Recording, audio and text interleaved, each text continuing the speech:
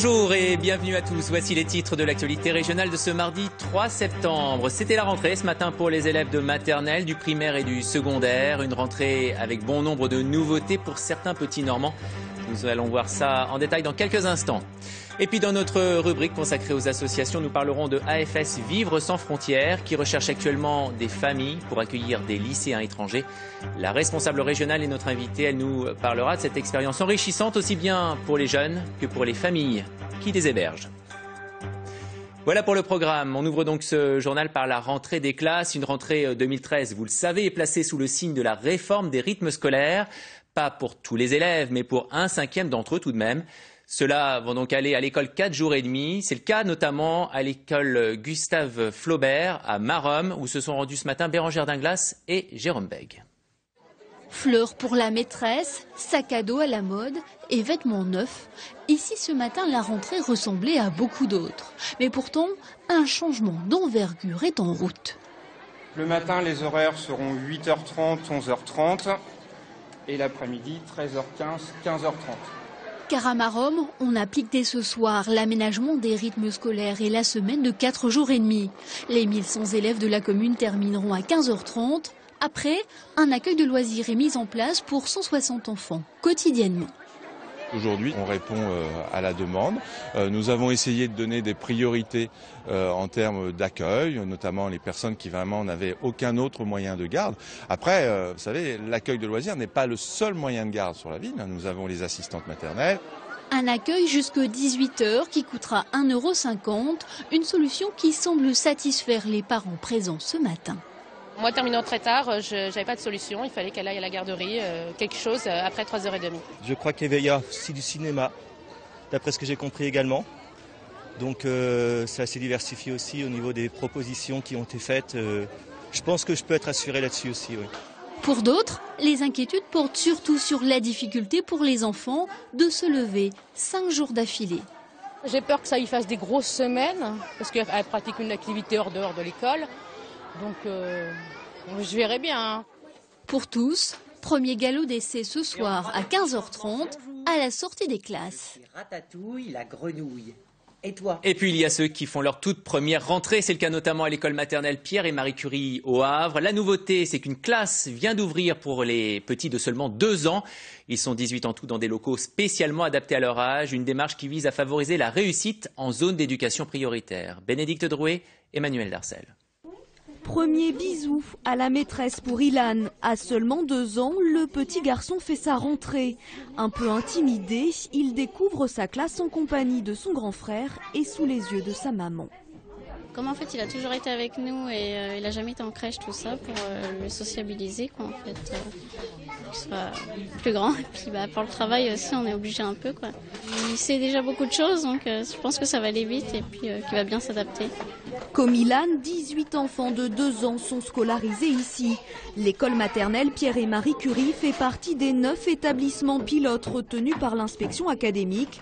L'institutrice séduite par le projet s'est portée volontaire et sa 30e rentrée à des airs de premier jour.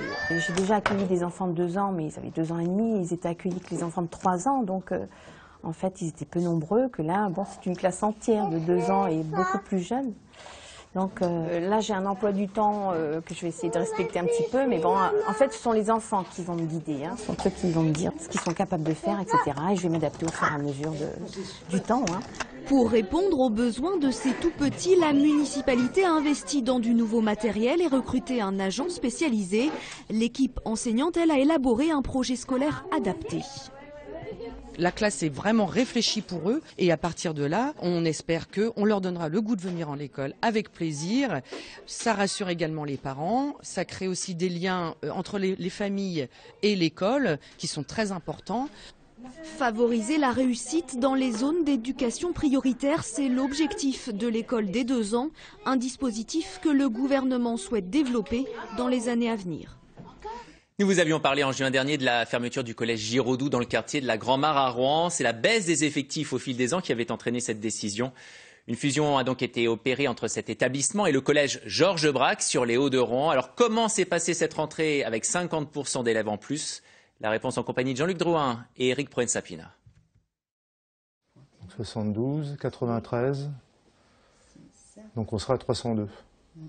8h40, le calme règne toujours sur le collège Georges Braque. Le principal n'est pas stressé.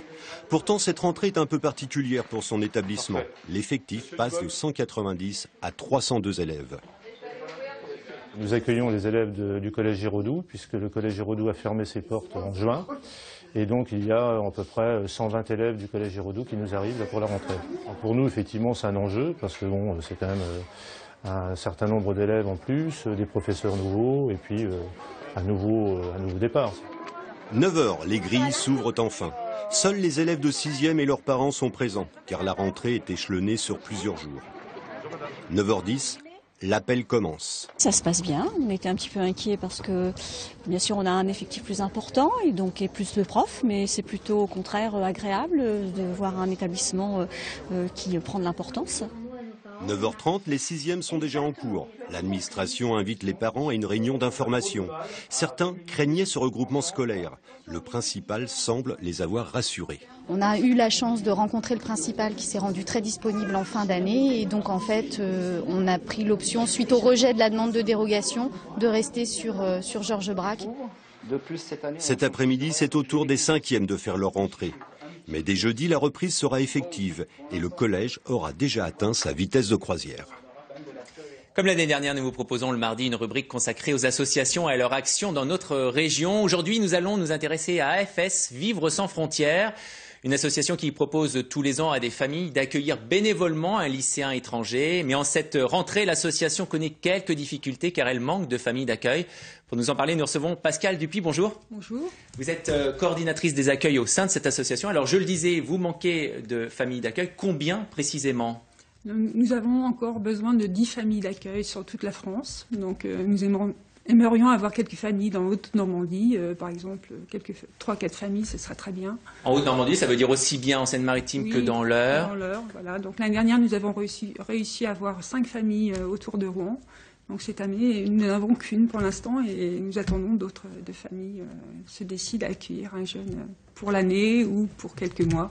Alors, à partir de septembre. Et il y a urgence parce que ces lycéens arrivent bientôt. Oui, ils arrivent dimanche prochain, le 8 septembre. Donc nous avons quand même une solution de secours. Nous avons des bénévoles qui vont les accueillir le temps de trouver une famille pour le restant de l'année. Mais nous aimerions avoir tout de suite les familles pour ces jeunes. Donc ils ne resteront pas sans rien. Non, ils ne seront pas à la rue, il n'y a pas de souci. Ils seront bien accueillis.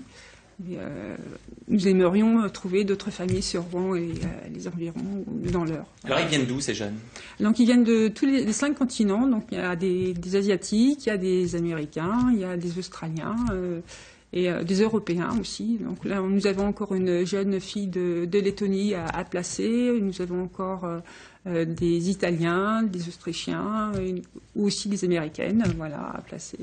Alors comment procédez-vous ? Vous recherchez d'abord la famille et ensuite vous l'inscrivez dans un établissement scolaire. Voilà, donc on recherche la famille qui veut accueillir, on se met en contact avec la famille, on cherche un petit peu le jeune qui correspond à la famille, c'est-à-dire qui a la même loisir, qui a la même envie, disons, et ensuite la famille inscrit l'enfant ou la jeune au lycée et nous avons la possibilité de les aider s'il y a un souci d'inscription. Et pendant toute l'année, nous avons un suivi des familles et des jeunes par les bénévoles de l'association. Donc dès qu'il y a un petit problème, on essaye d'intervenir. Voilà. Alors il faut souligner que c'est une expérience très enrichissante à la fois pour le jeune que pour la famille. On va voir justement, on va écouter quelques témoignages qui ont été recueillis par votre association. On regarde. Et au début c'était difficile. Et parler avec les gens, parler avec les profs, parler avec la famille, c'est beaucoup. Lire aussi. J'ai appris beaucoup de choses. Les choses de la culture française, la langue. J'ai rencontré ma famille et les autres Français. J'ai appris beaucoup aussi de moi. C'était trop bien. Ouais, une super expérience. Non, pas la langue. Hein. On imaginait parler un petit peu anglais, mais non. Si, un peu.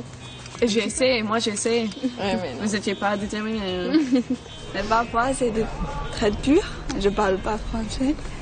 Et je demande à mes frères et mes parents de m'aider. Et comme ça, je peux avancer. Au début c'était un peu difficile par rapport à la langue, mais après on a réussi à se comprendre et tout, du coup après c'était de mieux en mieux. Tous les gens sont très ouverts. open-minded. Ça apporte vraiment une ouverture d'esprit, une ouverture sur le monde.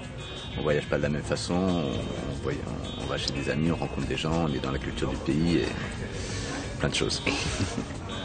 Là, on est très content d'avoir une nouvelle famille, une de plus. Des difficultés de communication, parce que Tintin est arrivé et parlait très peu français, pas anglais, nous ne parlons pas chinois. Nous n'écrivons pas chinois. Nous n'écrivons pas chinois. Nous n'avons pas du tout la même culture. Donc c'était vraiment une découverte mutuelle.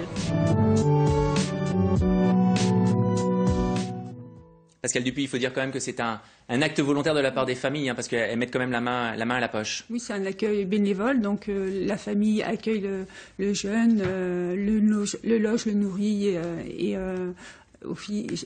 s'occupe aussi des frais de scolarité, s'il y a des frais de scolarité, de transport. L'association peut aider quelques familles. Quelques familles, on aide quelques familles qui ne peuvent pas assurer tous les frais, mais en principe c'est la famille qui accueille. Et puis c'est aussi une responsabilité d'accueillir un mineur, il faut bien le dire. Oui, bien sûr. Donc, il y a des règles à respecter. L'accueilli respecte les règles de la famille. Donc si vous avez des enfants qui ne sortent pas après minuit, il ne sortira pas après minuit. Donc ça fait partie du contrat. Un dernier mot, très rapide, vous recherchez des bénévoles, c'est ça? Oui, on cherche aussi des bénévoles autour de Rouen, puisque nous avons quelques familles d'accueil de l'année dernière, mais nous n'avons pas assez d'animateurs aussi pour préparer les jeunes français qui partent aussi avec l'association, et aussi pour faire le suivi des accueillis dans la région rouennaise. Merci beaucoup, Pascal Dupuis, d'avoir accepté notre invitation.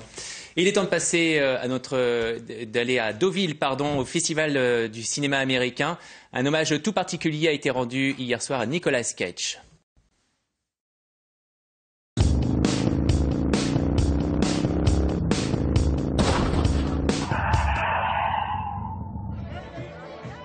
Nicolas Cage, hier soir au 39e Festival de Deauville, est venu faire la promotion d'un réalisateur, David Gordon Green, et de son film Joe, l'histoire d'un ex-tolard qui permet à un adolescent de sortir de son enfer quotidien. Ce qui était intéressant pour moi, c'est que je me suis tout de suite senti proche de l'histoire. Et j'ai pensé que j'avais maintenant l'expérience pour le rôle que j'avais à jouer. Mes émotions et mes souvenirs personnels allaient m'aider à comprendre le personnage de Joe. Il s'agissait plus d'être plutôt que de jouer. Et puis j'étais dirigé par un excellent réalisateur, David Gordon Green, avec un casting génial. Tout le monde prenait le film très au sérieux et on a pris beaucoup de plaisir à le tourner.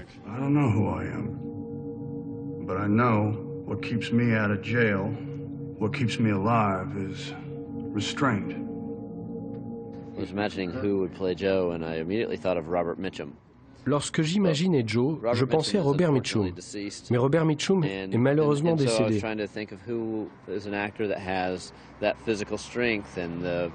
Alors quel comédien avait la force physique, les capacités de jeu, mais aussi un certain sens de l'humour? Nicolas Cage était à mon avis le seul acteur avec toute cette complexité.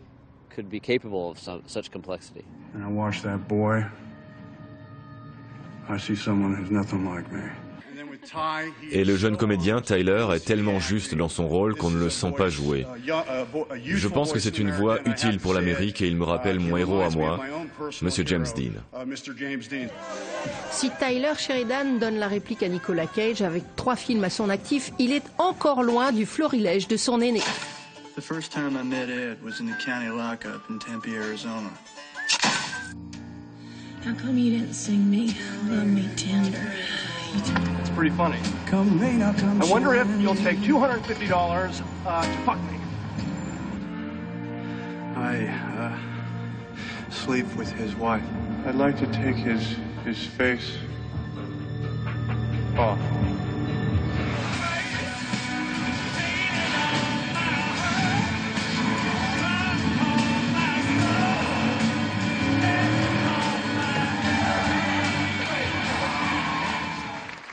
Nicolas Cage, désormais c'est Joe, un héros du Sud profond qui regarde son destin dans les yeux.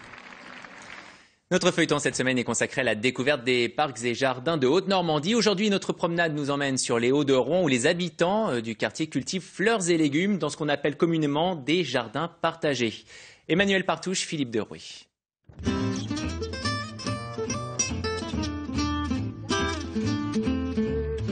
Je suis vraiment déçue de mes tomates cerises, moi. des courgettes, c'est bien, mais ça envahit.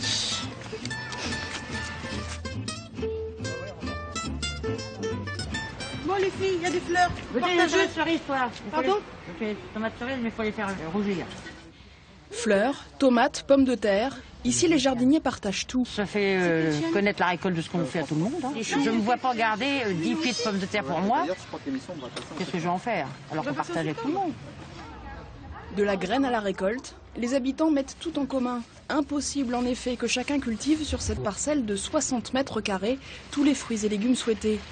La notion de partage, le jardin situé au pied des immeubles. En 3 ans, ce projet a recréé du lien social dans le quartier. Les gens restaient chez eux l'hiver surtout, et puis même l'été parce qu'il n'y avait rien autour,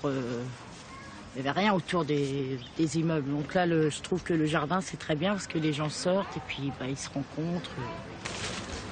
Faut laisser, faut laisser. Mais ça donne les fleurs. Attends, regarde, chaque fleur, ça donne des.